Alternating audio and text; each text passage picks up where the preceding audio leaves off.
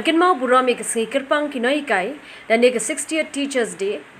Hakan Rutarek Unailor Arja Bhoi Office Joint Director of Education and Literacy, Lemga District School Education Office, Bhoi District, Kalapulong jingrakhe kyrpang, Hakabala pynkup burom ngut nonghikai treishitom, ban pynphriang jingnang jingstad, Haganeke District. Yaganeke jingrakhe kapulong the kababot take jingbatha Sorka Jilla, Hakabede Bakajingpang COVID-19, Lawan Banisham Benta Ruba Miral Bonds Aim, MLA Kanongpo Constituency, Kumukongsan, Hakajadan Langru Ikong VA Nyota ADC, Uba VS Nongbet SDEO Bat Kiba. Hakanegasngi Lasami Kusnam Hakakadan Secondary Level, Yoba Nimal Terang, Nakaraj Hopati Christian Secondary School, Haka Upper Primary Part Layo Ruba Sianki O Lamari Naka Umkinsir UP School, but Haka Lower Primary Part Layo de Ikong Sabina Maupnyang, Naka Umkon RCLP School.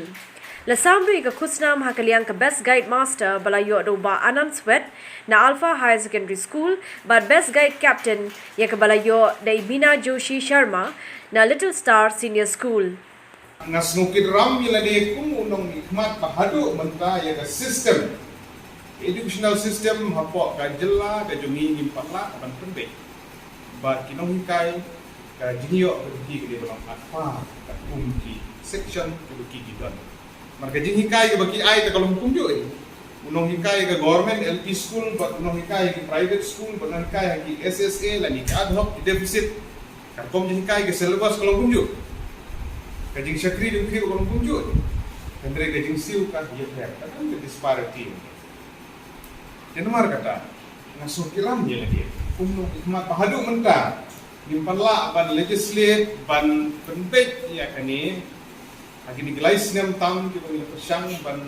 yo ekalat ban ya kren ban ya debate ban ya clear di persyang ndrung ni sempo tak bagi nong hikai gibi ki jumi ka profession ke badan burom ke jingnang jingstad ka bipsut haki jabing ki jom kini lawe di banwan ki dehi ban yo ka recognition na ka jingsiu